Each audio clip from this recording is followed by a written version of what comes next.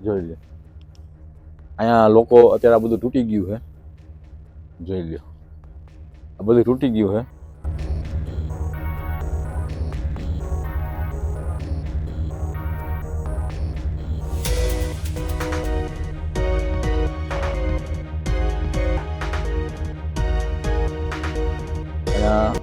આ બધું અહીં જોઈ લો, અહીં લોકોએ બોટલો રાખી દીધી, જારી પણ એમનેમ જ છે. જો હું તમને લાઇટ કરીને દેખાડું, જોઈ લો અહીં બધી અલગ અલગ બોટલો ભરીને કોકે રાખી છે. જોઈ લો તમને ખાલી માહોલ દેખાડું, શું માહોલ છે આ ઓફિસનો જ્યારે લોકોની ટિકિટ. એ સમય કેવો હશે એમ, જો જે આ લોખંડના જે ઊભા કરેલા જે સ્તંભ છે આની સાથે એટેચ કરેલા, એ પણ હજી એવા ને એવા જ છે લોકો. જો તમને દેખાડી જ દઉં, મને એક વસ્તુ જડી છે બીજી, કે જે તે સમયમાં જ્યારે રેલવે સ્ટેશન ચાલુ હતું એ સમયમાં જે લખાણ હતું ને લખાણ પણ હજી એમનેમ જ છે. તમે વિચાર કરો સમયમાં. અને અહીંયા નોટિસ બોર્ડ હશે, જે તે સમયમાં અહીંયા નોટિસ બોર્ડ હશે. નોટિસ બોર્ડના જે અક્ષર જે છે એનો કલર પણ હજી તેવો ને તેવો જ છે, એમાં કોઈ ફેરફાર કરવામાં આવ્યો નથી. ખરેખર લોકોની માંગ છે, કારણ કે ઉદ્યોગીકરણ ઘણું બધું વધી ગયું છે અને જસદણની અંદર આમ તો કહું ને તો ઘણું બધું ખરેખર રેલગાડીની જરૂર છે. અને આવા આધુનિક સમયમાં જો પહેલાના સમયમાં જો રેલગાડી ચાલુ કરવામાં આવતી હોય તો અત્યારે શું તકલીફ પડે છે કઈ ખબર નથી પડતી.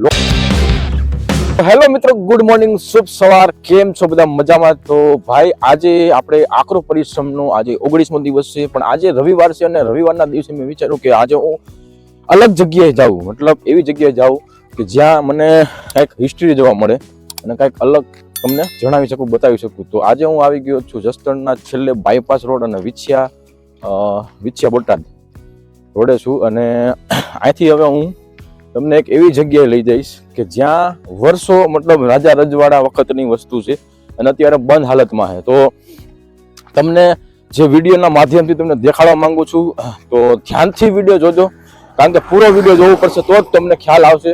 કે તો આ છે મેન હાઈવે, નેશનલ હાઈવે છે, જે અહીંથી તમારે અમદાવાદ પણ જવાય અને અહીંથી તમારે જવું હોય બોટાદ, પાળિયાદ, તો તમારે પાળિયાદ બોટાદ પણ જવાય.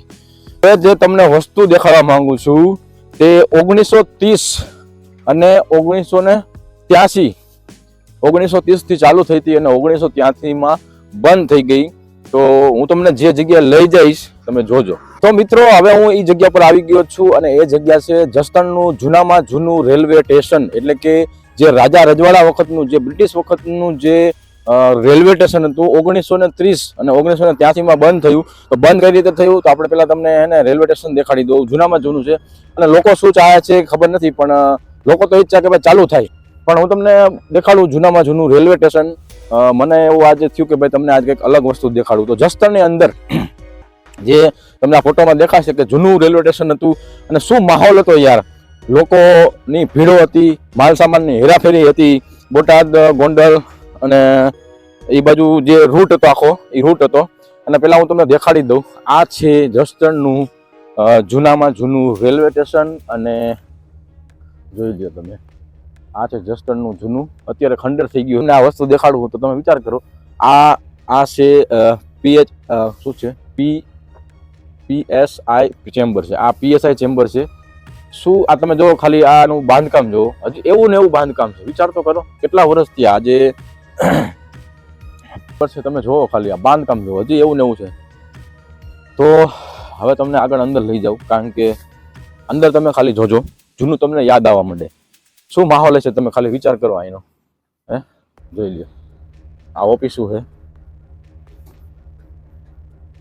જોઈ લો અહીંયા બધું બંધ છે અત્યારે, જોઈ લો. પણ ખરેખર તમને કહું, જોઈ લો અહીંયા લોકો અત્યારે આ બધું તૂટી ગયું છે, જોઈ લો આ બધું તૂટી ગયું છે. પણ મને લાગે લગભગ અહીંયા જ હશે, જે પાટાની બધું હશે એ બધું અહીંયા જ હશે લગભગ, કારણ કે આ બાજુથી જ લોકો ઓલી બાજુથી આવે અને આ બાજુથી જ રેલગાડી આવતી હશે, એવું હશે.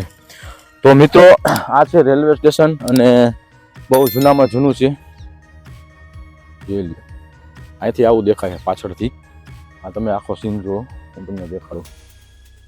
જોઈ લો આ છે જૂનામાં જૂનું રેલવે સ્ટેશન.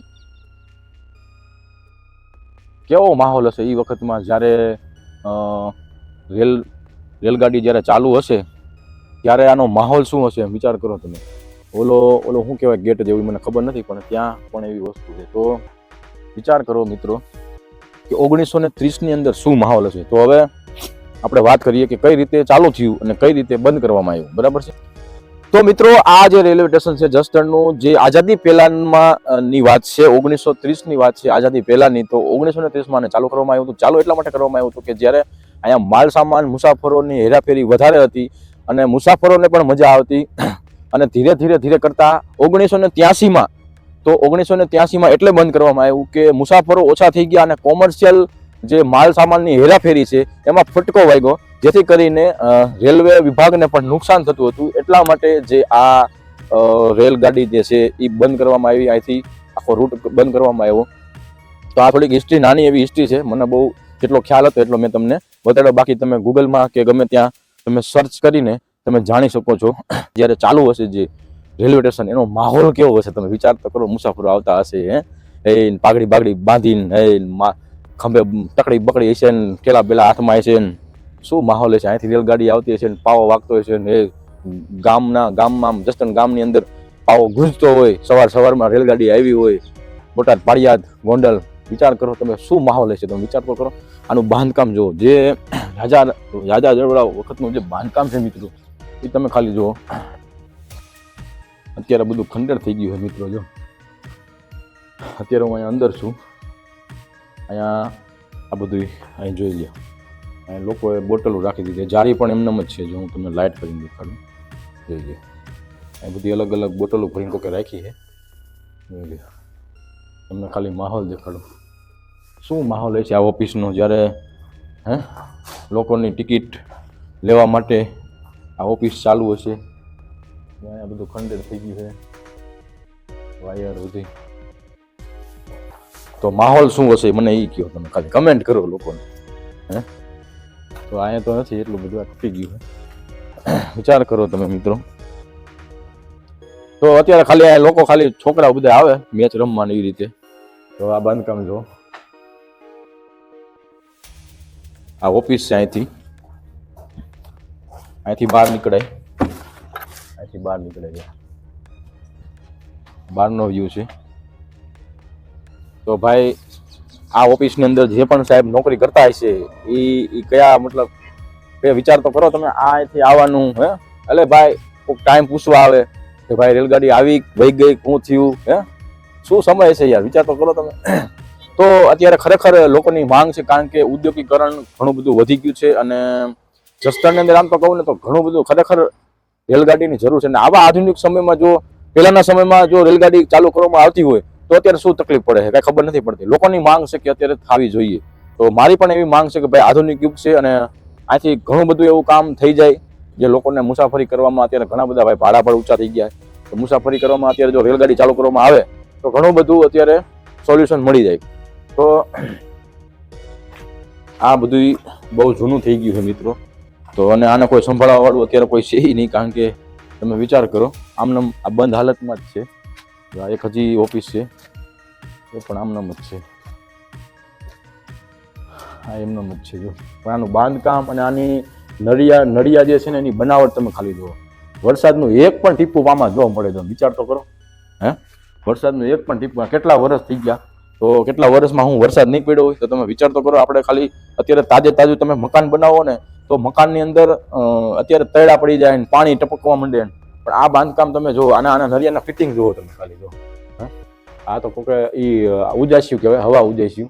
પણ આ લાકડાનું તમે ખાલી જુઓ ડિઝાઇન એમ જોઈ લો. અહીંયા મને લાગે કોઈ પાણીનું ગમે તે કાંઈક હશે ખરા જે તે સમયમાં. તો આ છે જસદણનું રેલવે સ્ટેશન. તો ઘણી બધી હું તો એ સમયમાં નહોતો, પણ આપણે એમ વિચાર કરી, કલ્પના કરી કે એ સમય કેવો હશે એમ. જો જે આ લોખંડના જે ઊભા કરેલા જે સ્તંભ છે આની સાથે એટેચ કરેલા, એ પણ હજી એવા ને એવા જ છે લોકો. જો તમે વિચાર કરો. તો આ છે અહીંથી આ મતલબ અહીંથી આ ગેટ, મતલબ આ ગેટઅપ છે એનો. અને હજી પણ અહીંયા લખ્યું છે કે ધૂમ્રપાન કરવાની મનાઈ છે. વિચાર કરો, હજી પણ અહીંયા લખ્યું છે. તો વિચાર કરો, મને નથી ખબર જે તે સમયનું. અને અહીંયા નોટિસ બોર્ડ હશે, જે તે સમયમાં અહીંયા નોટિસ બોર્ડ હશે. નોટિસ બોર્ડના જે અક્ષર જે છે એનો કલર પણ હજી તેવો ને તેવો જ છે. એમાં કોઈ ફેરફાર કરવામાં આવ્યો નથી. અને વિચાર કરો તમે, અત્યારે મારે આરે કોઈ મિત્ર નથી, હું એકલો જ આવ્યો હું. આપણે આના ફોટોગ્રાફી પણ કરે. જો આ ઓફિસ છે, જોઈ લો. આ લગભગ પાણીનું હશે, જેમ કેન્ટીન જેવું કહેવાય, ચા પાણીનું બધું મૂકવાનું. હવે તમને ઓલી બાજુ થોડુંક દેખાડી દઉં.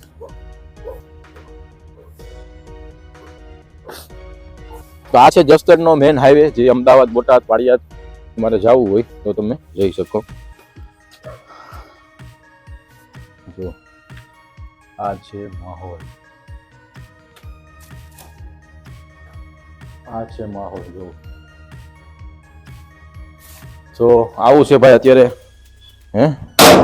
સમય બદલાતા વાર નથી લાગતી ભાઈ. તો આનો પણ સમય આવશે એક દિવસ. આ છે સંડાસ બાથરૂમ, શાયદ હોઈ શકે. અહીંયા પણ લખ્યું છે, જો શું નામ લખ્યું છે, PSI ચેમ્બર. PSI ચેમ્બર છે, PSI ની ચેમ્બર છે ભાઈ. અને તમે જો અહીંયા, ઓ ભાઈ તમને દેખાડી જ દઉં. મને એક વસ્તુ જડી છે બીજી, કે જે તે સમયમાં જ્યારે રેલવે સ્ટેશન ચાલુ હતું એ સમયમાં જે લખાણ હતું ને, લખાણ પણ હજી એમનેમ જ છે. તમે વિચાર કરો, જોઈ લો આ લખાણ છે. જો મિત્રો, પ્લેટફॉर्म टिकट यहाँ काटे, टिकट क्या लिखा है ये पता नहीं है क्या अक्षर है. प्लेटफॉर्म टिकट ये मतलब અહીંથી ટિકિટ મળતી હશે. ટિકિટ અહીંયા મળશે, હા ટિકિટ અહીંયા મળશે એમ લખ્યું છે. પછી આ મહિલા માટે પણ લખ્યું છે. અને ઉપર પણ હજી એવું ને એવું જ છે. તમે વિચાર કરો, જો તપાસી લેવા વિનંતી. જો શું લખ્યું છે, ટિકિટ બારી છોડતા પહેલા તમારું પરચુરણ તથા ટિકિટ બરાબર તપાસી લેવા વિનંતી. વિચાર કરો, જે તે સમયમાં ટિકિટ આપતા હશે ત્યારે તમને સિક્કા ચાલતા હતા પહેલા, તો તમારા સિક્કામાં જે હિસાબ કિતાબ છે તે ચકાસી લેવો, એમ કહેવા માંગે છે. તો વિચાર કરો. ઇન્કવાયરી પણ છે અહીંયા. તો ભાઈ વિચાર કરો, હજી પણ આ લખાણ પણ તમે વિચાર કરો, એવું ને એવું લખાણ છે. આપણા ઘરે કલર કર્યો હોય ને, તો એ કલર છે ને 5 વર્ષ વધી ચાલે. આ 1930 ની વાત છે મિત્રો, 1930. તમે વિચાર તો કરો. અહીંયા લખ્યું છે પાછું, સિગરેટ પીવાની મનાઈ છે. શું હિસ્ટ્રી હશે, તમે વિચાર તો કરો. આજા વખતની જે વસ્તુ છે ભાઈ, જે અમાનત કહેવાય,